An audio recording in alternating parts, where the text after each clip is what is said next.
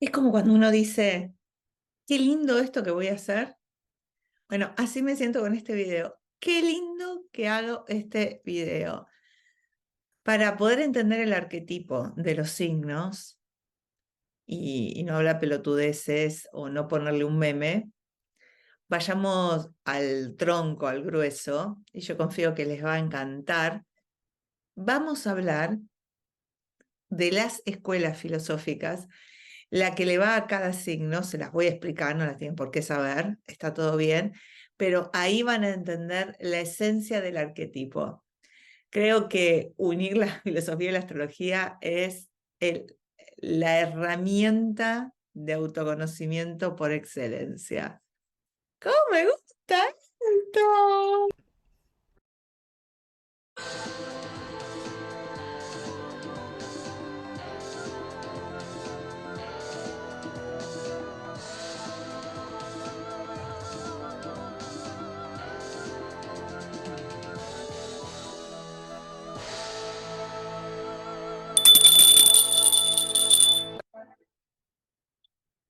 Bienvenidos mis amantes estelares, mi tribu de gente rara, a este video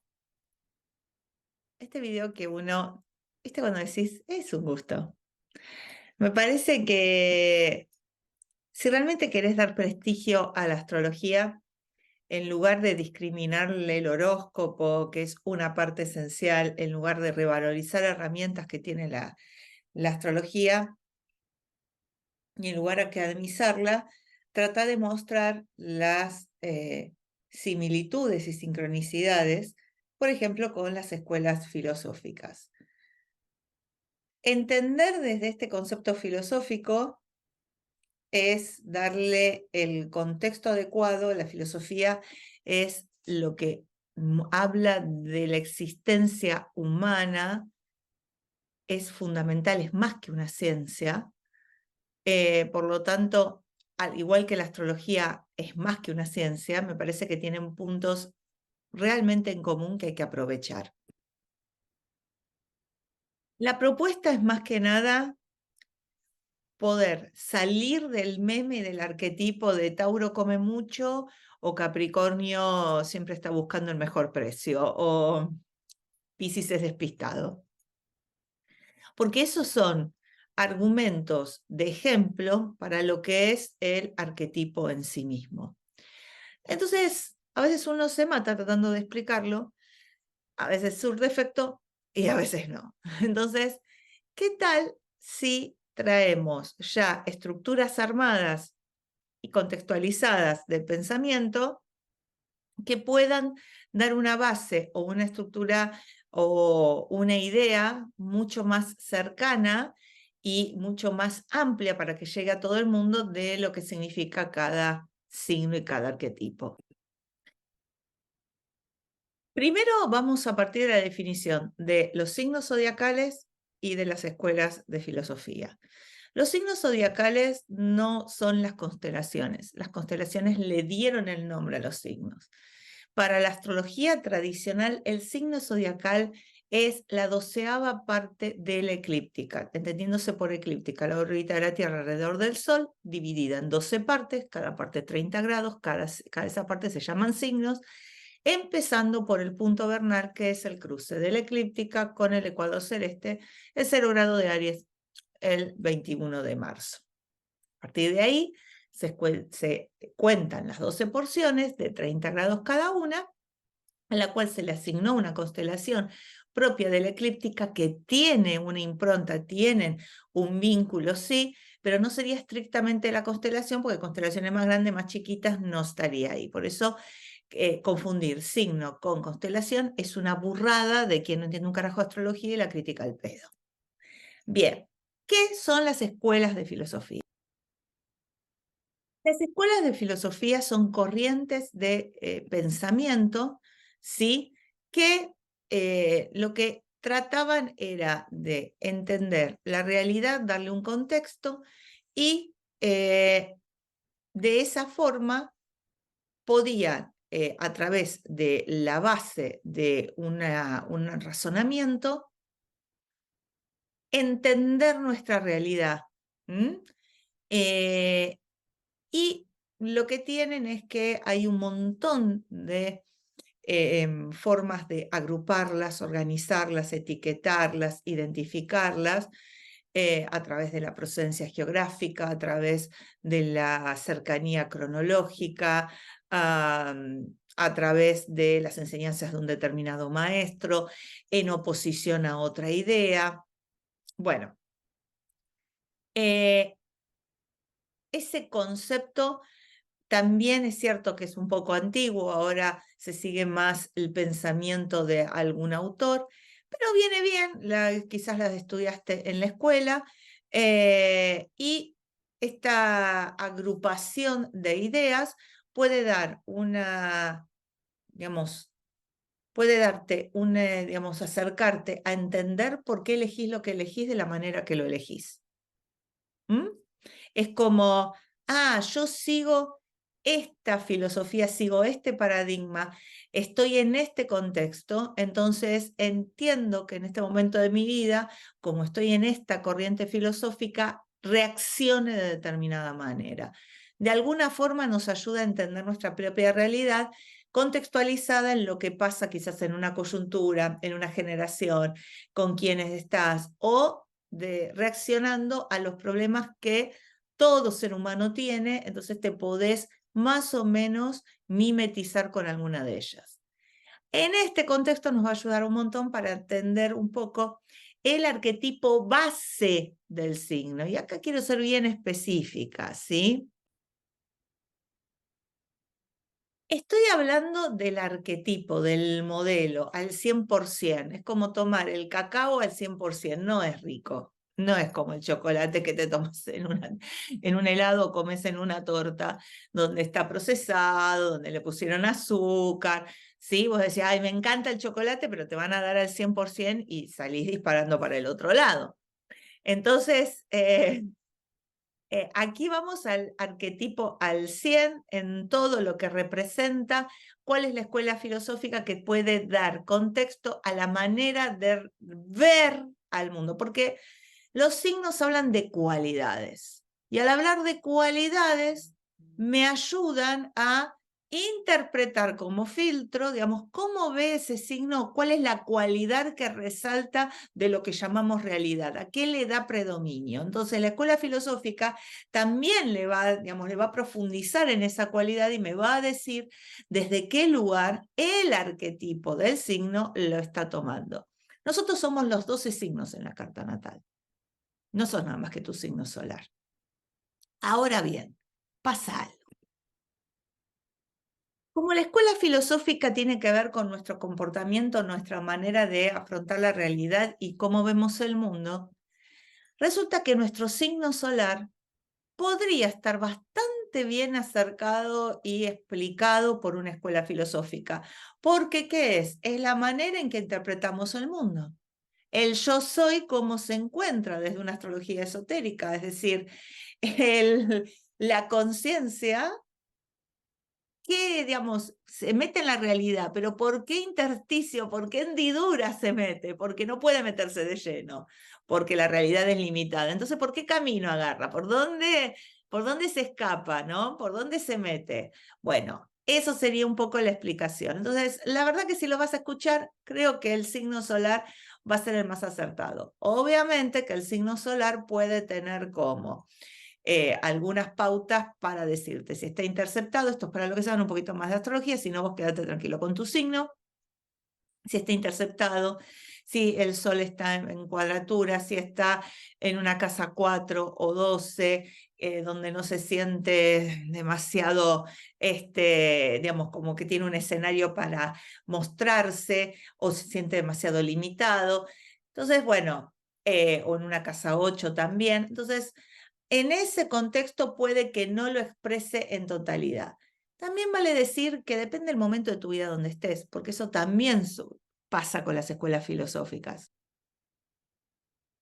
Depende en qué momento de tu vida te agarra, a veces respondes con una escuela filosófica, a veces con otra. En la carta natal muchas veces hablamos, estás más tu luna, yo por ejemplo estoy viviendo mucho mi luna más que mi sol, o el ascendente, porque bueno, estás tomando esos temas y los estás procesando. Sea como fuere, me parece que nos puede acercar a la idea. Es otra manera de abordarlo saliendo del meme y de las características que siempre todos caemos como astrólogos, y te puede llevar al meollo, a la forma de pensar, y a partir de ahí vos solito, solita, entender en tu vida por qué tuviste determinadas respuestas o por qué no entendés lo que le pasa al otro, por qué el otro ante las mismas circunstancias que vos respondió de otra forma. Bueno, como que estaba en otra línea de pensamiento. Entonces, como hablamos de la línea de pensamiento y las despojamos de ejemplos, ahí es cuando quizás te puedas identificar mejor, entenderte y herramienta de autoconocimiento, porque para eso es la astrología. Así que espero que te sea muy útil este video y desde ya te pido que no pica, no duele, es gratis. ¿Qué más carajo querés? Estamos en una, si digo malas palabras porque es muy intelectual y se puede decir malas palabras cuando vos sabés realmente lo que estás hablando, no le tenés que poner etiqueta ni maquillaje ni vestirlo lindo, porque ya es lindo per se. Así que bienvenida, bienvenida a la tribu de gente rara, donde nos enfocamos en la herramienta, en conocernos y no en las etiquetas. Traemos las ciencias ancestrales, le damos el lugar que se merecen y no estamos con esta división banal de ciencia y pseudociencia. Así que bienvenido a esta tribu. A ver. Bueno, la filosofía es analizar nuestro sistema de creencias, ¿no? En qué nos basamos, cuestionar todo lo que parece real, todo lo que viene de nuestra información del mundo y darle digamos, buscar un modelo o un patrón que se ajuste a poder entender el por qué determinadas respuestas que recibimos, en lugar de que todo parezca aleatorio y que tengamos que esperar que la respuesta venga a nosotros. Es el cuestionamiento, es conocernos. Así que desde ese lugar, desde el amor al saber, ¿no? Que es un poco esa digamos, lo que podemos darle poéticamente a la palabra filosofía, vamos a comenzar signo por signo a ver qué escuela filosófica, qué sistema de creencias es con el que interpreta al mundo, y ahí puedas descubrir e incluso no solo descubrir, sino que también hacerte cargo, apropiarte y decir, quiero o no quiero responder así, me siento bien o no, me es pleno o me tiene esclavo seguir respondiendo de esta manera, ¿puedo cambiarlo? Bueno, veamos. Quiero avisar algo, hay muchísimas escuelas, como dije, filosóficas, se clasifican de muchas maneras, vamos a tener esta tendencia griega. En un momento quise traerles escuelas orientales, pero dije, ya es mucho, vamos a irnos a Occidente nomás. Y elegí las más apropiadas para transmitir un mensaje, es decir, que es subjetivo a mi persona, por supuesto, pero bueno, es una manera de acercarte el mensaje que te quiero dar. Voy a dar la explicación de la escuela y por qué la interpretación a la cualidad de la manera más sencilla posible, diciéndote que es dinámico y que podemos establecer algún otro también, si nos podemos a pensar o descubrimos o algún otro autor en algún otro momento, porque hay autores, depende de qué momento. Entonces, vamos a hacerla simple, vamos a hablar de algunos de ellos. La idea no es tanto aprender filosofía, sino entender al signo gracias a lo que algunos pensadores pudieron darle estructura en las creencias que nos dominan. Y una vez que vos haces eso, decidir si querés seguir respondiendo así. Cuando entendés por qué respondes así, lo podés cambiar. Eso es lo maravilloso. No es que sos así. Esa es la base. Pero a partir de ahí vos podés decidir y cambiarlo lo que carajo quieras. Y esa es tu libertad. Entonces, el reconocerlo permite el cambio. Si vos vas a decir, soy así, morí, qué cagada, ay, qué mierda me tocó, listo, no estás entendiendo un carajo. Lo reconozco, lo veo, decido y empiezo a modificar. Y somos los 12 signos. Y puedo estar más me quiero ir más para este lado, incluso mi signo opuesto. Genial, porque estás equilibrando, estás balanceando, estás experimentando, que es en definitiva lo que carajo vinimos. Así que, bueno, ya está el preámbulo, vamos. Comencemos con Aries. Para Aries vamos a tener a los peripatéticos, los alumnos y seguidores de Aristóteles. La verdad que la elección de los peripatéticos se basa en nada más y nada menos que decían que podían pensar y podían, digamos, llegar a sus razonamientos, es decir, esta cuestión de poder hablar y deducir mientras caminaban. Es decir, el movimiento, porque peripatos era el paseo, ¿sí? Ese movimiento en el liceo, en lo que eran los jardines, que lo llevaba a, gracias a ese movimiento, como que mover el cuerpo movía las ideas. Así que me pareció genial, porque Aries es eso. Aries ve el mundo en movimiento, no lo ve quieto. A mí me pasaba, digamos, es tan importante la astrología para los niños. Un niño de Aries, tenerlo 6 horas con el culo en la silla es atroz, es torturante. Entonces, cuando entiendo el contexto, ve el mundo, digamos, estar quieto es estar muerto para ellos. El mundo se mueve y yo me muevo con el mundo. Si yo me quedo quieto, soné. Entonces, cualquier cosa que hagas para pensar, para tomar existencia, tengo que estar moviéndome. Por eso me pareció excelente los peripatéticos y no puedo, me quedo quieto, no pienso. Entonces, al revés de que otros modelos, que al contrario, ¿no? Me tengo que aislar, no, para nada. Entiendo al mundo si yo me muevo con el mundo. También se me ocurrió traer de las escuelas jónicas a Heráclito, que en la contienda con Parménides él ganó. Bueno, las escuelas, la escuela de Heráclito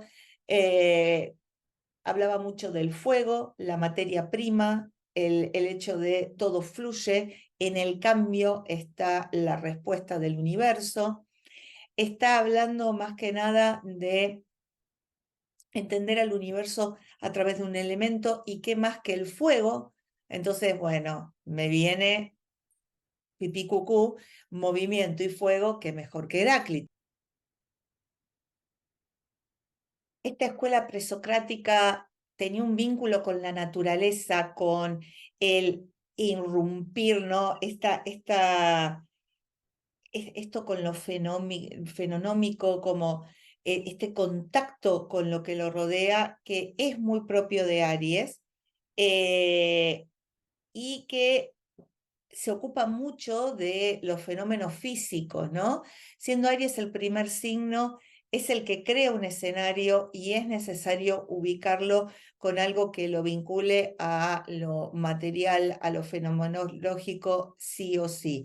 Así que por eso también lo vinculé con Aries, ¿sí? Todo fluye.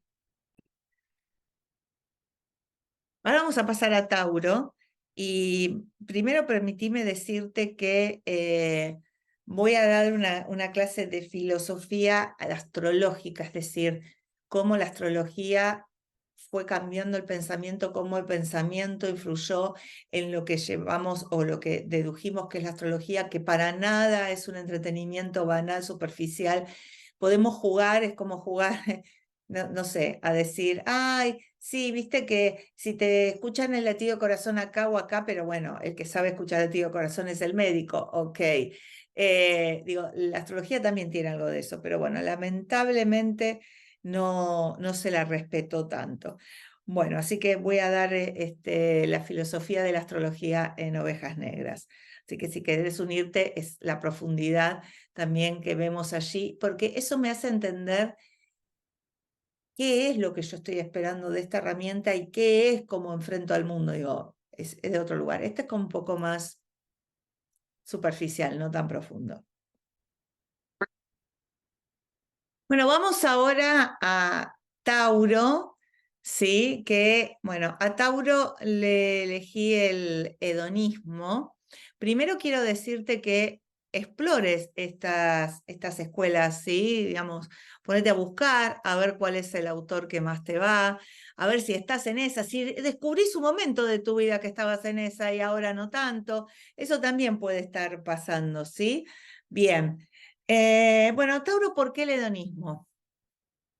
El hedonismo más que nada porque Tauro tiene que ver con, bueno, Venus y la búsqueda del placer, pero está como mal referido, no es la búsqueda del placer por el goce solamente. En el hedonismo hay un conjunto de varias teorías, ¿sí? Donde hubo varios autores en distintos momentos de la historia de la humanidad que fueron hedonistas, no necesariamente circunscriptos a uno.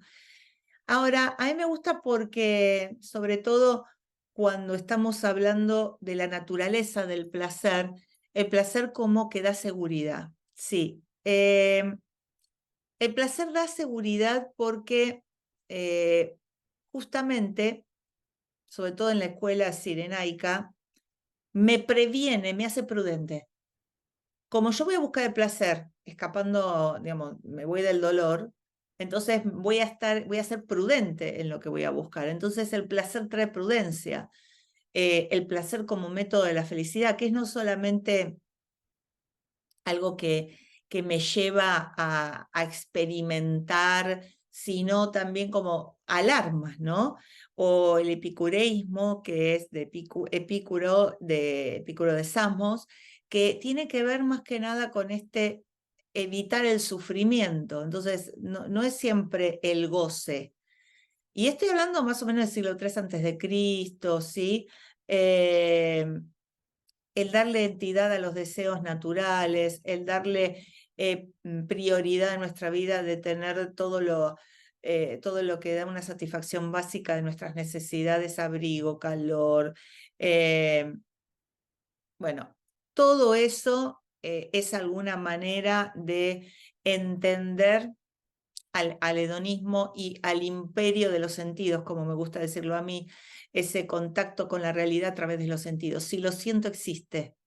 Si da placer, es lo que elijo. Si da dolor, es de donde tengo que huir. Es cuando siento la polaridad, que hay uno versus el otro. Entonces me parece que el hedonismo, bueno, también tiene sus exageraciones, el libertinaje, hay un hedonismo contemporáneo, pero no es adentrarme tanto, sino entender de cómo filtra la realidad Tauro. Y quiero decirles también que estoy tratando, sobre todo a quienes me siguen, tengo a Ignacio, que es un estudiante de filosofía en la tribu, hijo de una ovejita negra, digamos, los que más les gusta la filosofía. Traté de seguir una línea histórica, por eso todavía estoy con los griegos, hasta ahí, ¿ok?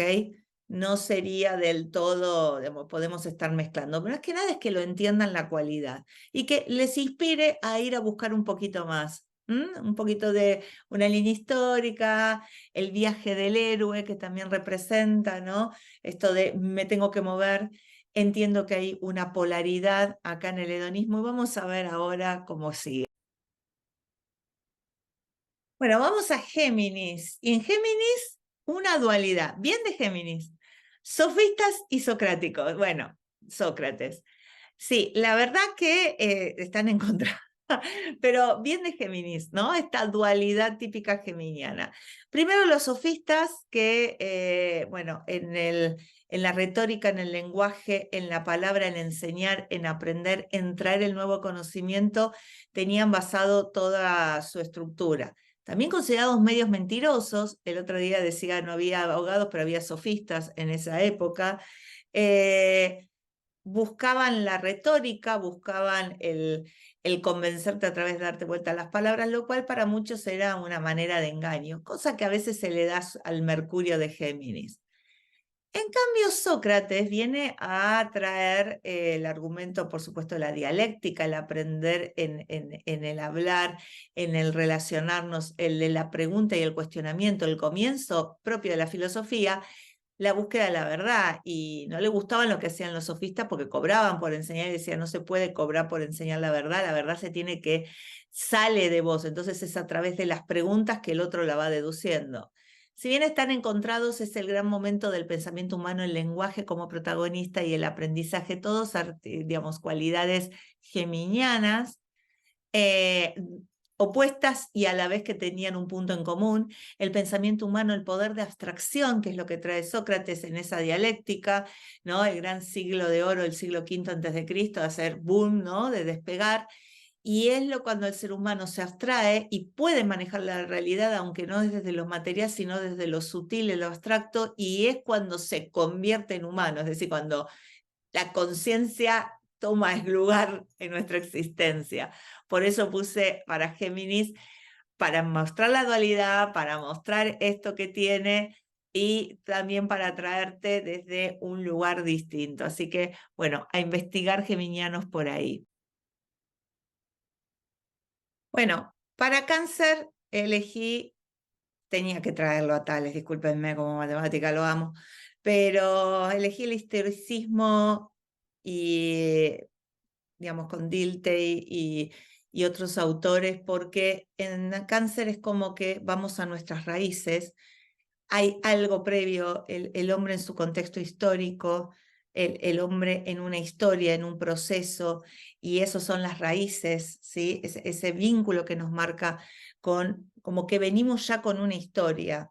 Por eso es Cáncer lo lunar, el karma, lo previo, puede ser de vidas pasadas como el árbol genealógico, eh, es parte de ese proceso. Y además elegí a Tales de Mileto porque Tales, bueno, muchos consideran como el primer filósofo que pasa del mito al logo, es decir, el que, bueno, el famoso teorema de Tales, el pensamiento deductivo, y como principio fundacional de todo el agua, y Cáncer es el primer signo de agua, como la gran sustancia, y esto de hay algo más allá de mí, ¿no? Entonces yo puedo deducir algo porque está más allá de mí, porque lo puedo conocer, si lo conozco lo veo afuera. Este contacto con la naturaleza, con un proceso macro en el que yo soy parte. También me gustó desde ese lugar, además de, bueno, la sincronía del elemento agua fundacional de la vida, todo lo que trae la vida, donde se plasma la fuerza de la vida. Y me pareció que, bueno, estos dos abordajes, el histórico por todo lo que conlleva, hay muchos historicismos, quiero decir, ¿no? Hay muchas corrientes, pero más que nada el situarnos con el, en parte de un proceso me pareció lo fundamental.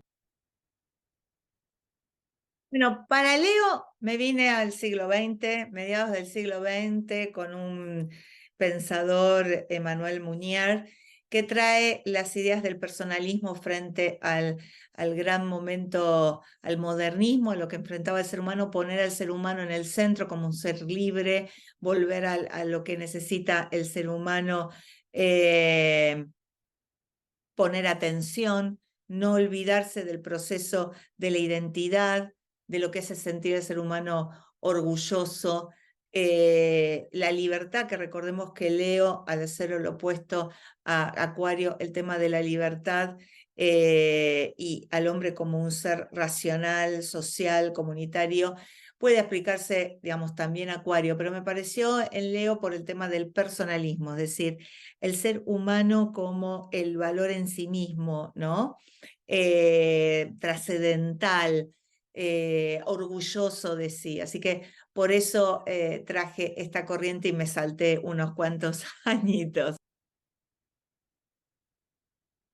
Llegamos a Virgo, a la mitad del zodíaco, y a Virgo, la verdad que pululé por varias, pero los estoicos me pareció la más acertada, porque en el estoicismo estamos con la virtud, ¿no? Lo puro. También la ética aristotélica, que es darle contexto a todo lo que habían desarrollado sus predecesores, Sócrates y Platón, y una respuesta racional a cuál es la mejor forma de vivir los seres humanos, también creo que va acorde a Virgo, porque es buscar lo puro, lo mejor, lo que no tenga demasiado adorno. Eh,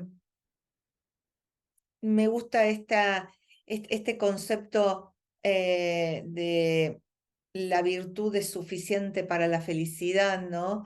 De Séneca. entonces la calma estoica, muy de Virgo también. Entonces yo creo que incluso las grandes frases de Marco Aurelio, el emperador, le dan este contexto de ir a aquello que realmente tiene como esto de, no sé si lo perfecto es la palabra, pero lo puro. Y creo que me parece que los estoicos,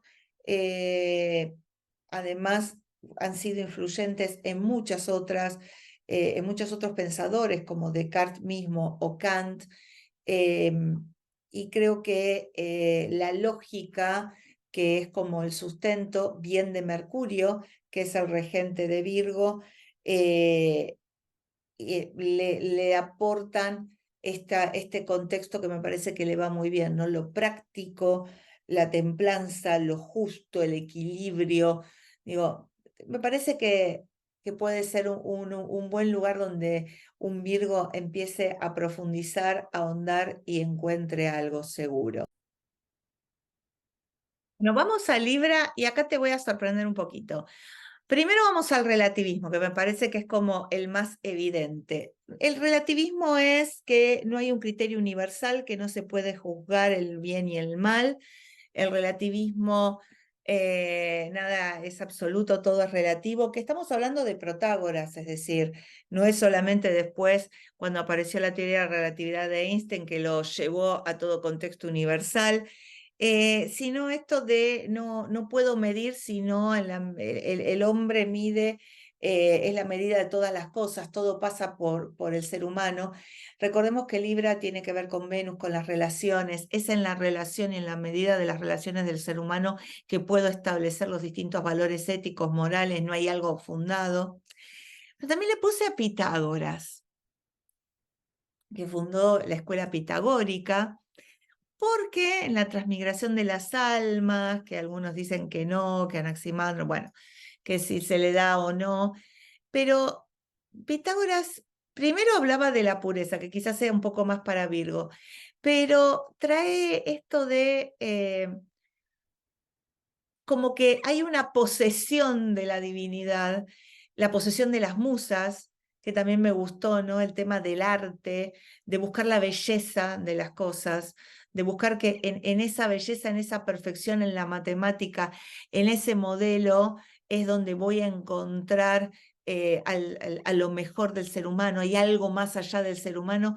Esto de el yo saliendo, ¿no? En Libra, que ya no es el yo, somos nosotros, en la búsqueda de la belleza a través de entender en lo más simple. Me pareció que también tenía un poquito para que Libra ahí en ese modelo bello del universo pueda un poquito indagar. Sería un Venus más ligado a la belleza, a las relaciones, a ver que todo es relativo, a que lo justo como algo absolutista no hay. Creo que son todos conceptos de cómo encara la vida Libra depende en qué contexto y con quién estoy, las circunstancias van a dictar cuáles van a ser los parámetros y las reglas.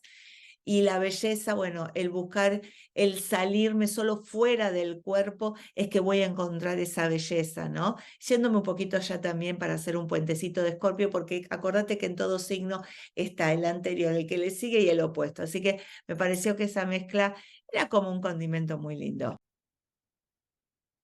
Bueno, llegamos a Escorpio y tuve que poner a mi favorito Nietzsche en su expresión del nihilismo.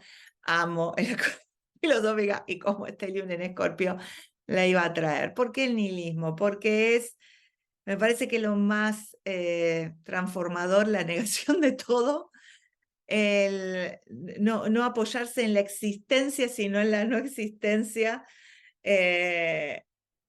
Según Sartre, el hombre llega a generar esa nihilización porque somos negadores, es decir, podemos negar la existencia, no la podemos explicar, pero la podemos negar, ¿no? Ese Dios ha muerto, me parece que es la sentencia más maravillosa.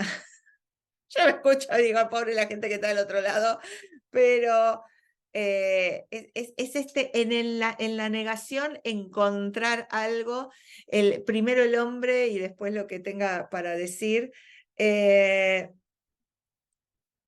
esta comprensión del ser desde un lugar totalmente diferente, transformador para mí, de negar todos los valores, de ir a la duda, de obligarme a reconstruir todo desde la nada, porque veníamos con todo esto, ¿no? De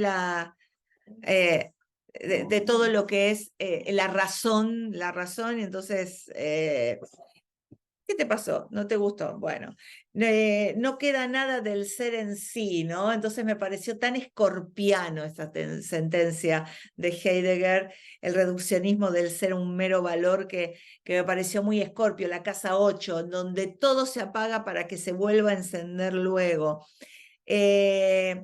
Donde también en el sentido nihilista el sufrimiento es, digamos, destruido, suprimido para ser trascendido. Es buscar en la fuerza de voluntad, ¿no? Ese poder que también habla tanto Plutón, que tiene tanto que ver con el ser, el poder del ser, ¿no? Pero el poder del ser sacándole todo esto, ¿no? El poder, la voluntad del poder como máximo valor. Entonces me pareció tan escorpiano, tan Nietzsche, tan en contra de todos los demás que dije, bueno, anda por el nihilismo y es hermoso, es hermoso. Bueno, llegamos a Sagitario y traje al dogmatismo, a creer que la razón es la única vía de acceso a la verdad, el dogmatismo como, digamos, algunas formas de tener esta concepción donde la naturaleza está, digamos, hay una serie de dogmas indiscutidos, inamovibles, rígidos.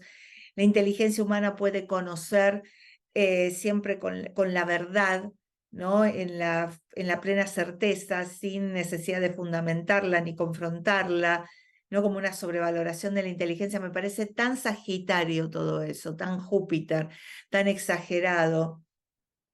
Tiene mucho que ver con lo religioso cuando hablamos de dogmatismo, que también es la casa 9 de las creencias y las religiones, ni hablar de lo que es la Iglesia Católica y sus dogmas.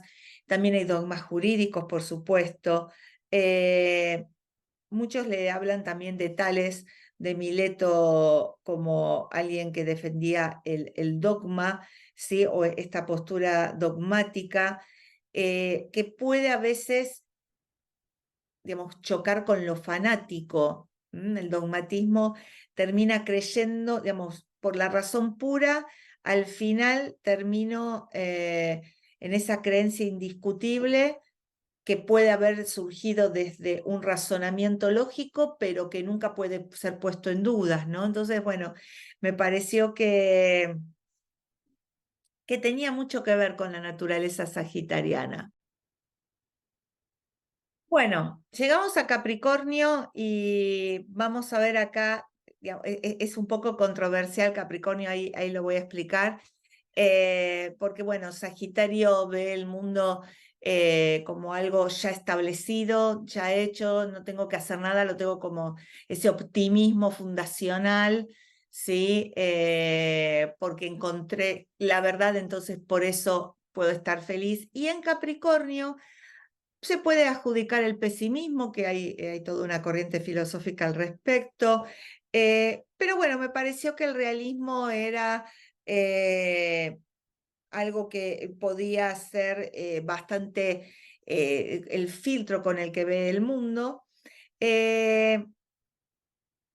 que de alguna forma ese realismo también lo podemos emparentar con el pesimismo, que es que el ser humano vive en el peor de los mundos posibles y que hay que buscar la manera digamos, tengo que hacer un esfuerzo por vencer el mal que vive en mí, en un contexto muy bajo, ¿no? Todos los signos tienen digamos, una banda de frecuencia vibratoria.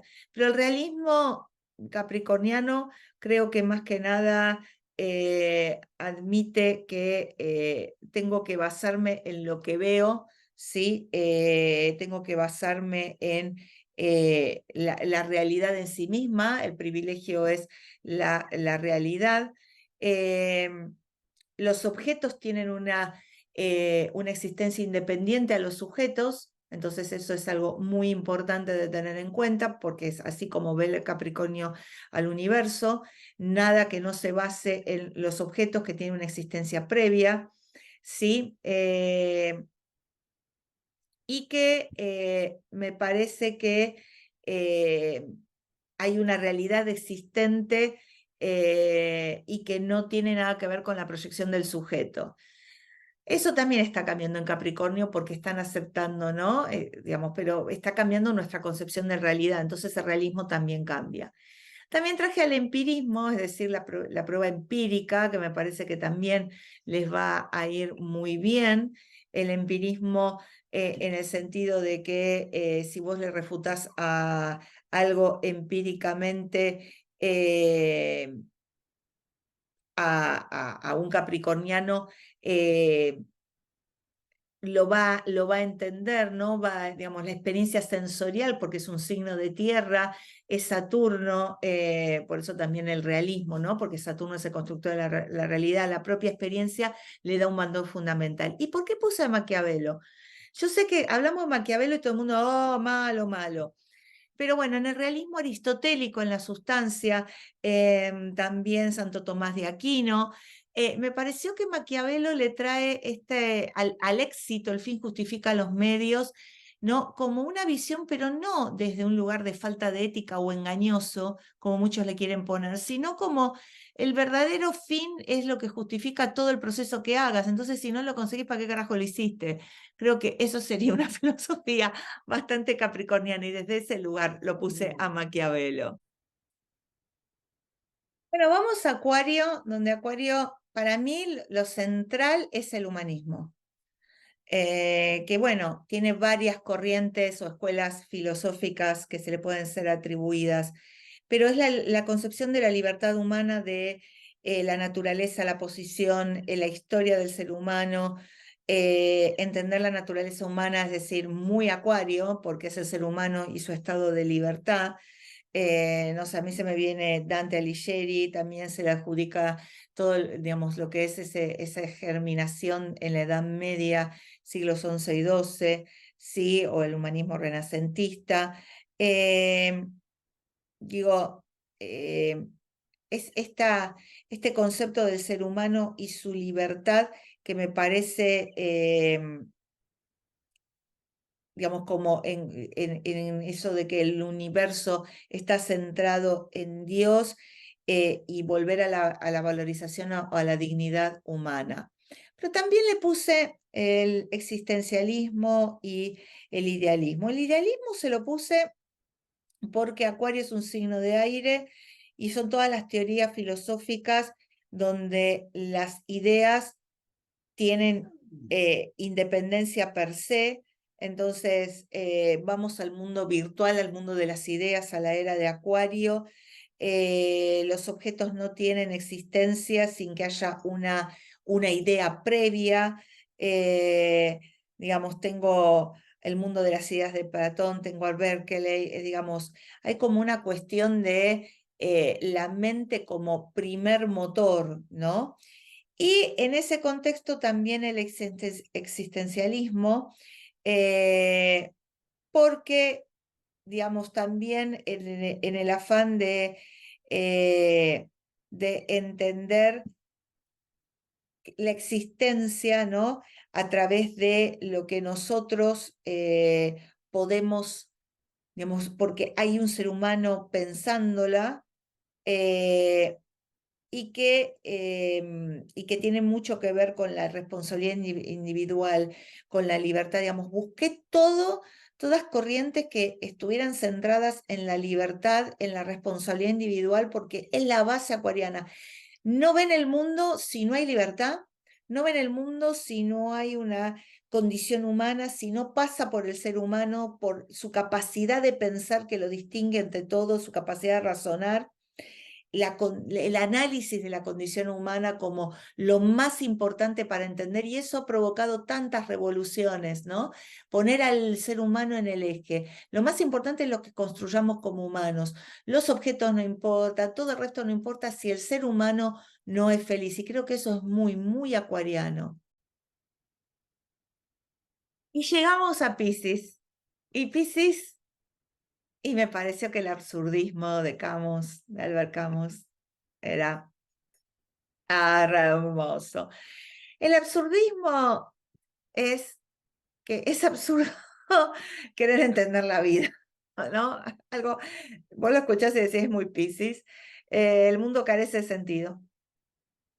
Hay un propósito superior, que ahí está, ojo, no es solo Neptuno, el regente de Piscis, sino que también es Júpiter. Entonces le entrego a otro poder superior y listo, yo me despreocupo. El mito de Sísifo, que también lo explica Camus en sus libros, como esto, ¿no? De cuando la aceptación como parte del absurdismo, muy de Piscis, acepto como son las cosas, no me preocupo, parece como que me chupa un huevo todo, pero es por la aceptación, ¿no? Camus dice que la resolución del mito de Sísifo no es el rechazo, la queja, sino lo acepto, y en la aceptación, eso de subir la piedra y tirarla en el mito, ¿no? Que es la condena que se le da a Sísifo de los dioses. Cuando lo acepta lo puede vivir y listo, y ya está. Es como algo muy fantasioso, ¿no? Dentro de lo que es, que venía como un razonamiento tan abstracto, pero me pareció que, no, es absurdo. Como el mundo es absurdo, yo no me preocupo por entenderlo.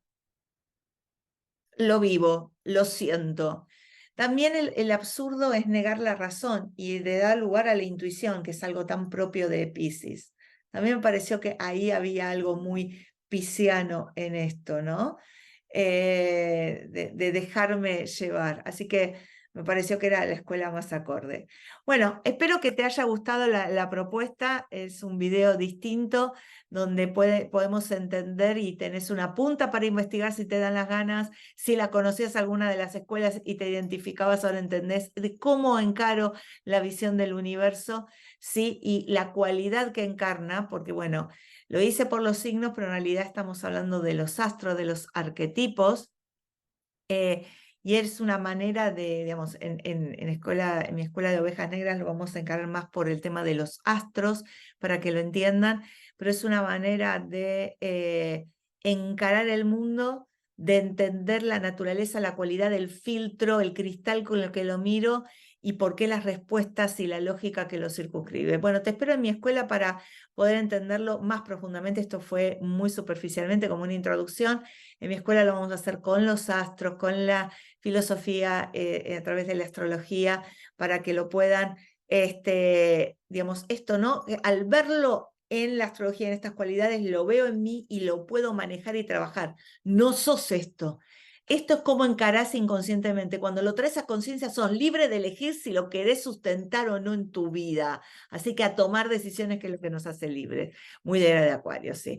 Bueno, seguimos. Espero que te haya gustado. Poneme en los comentarios, poné el me gusta, dale, dale y suscríbete. Besito y no la bolsa.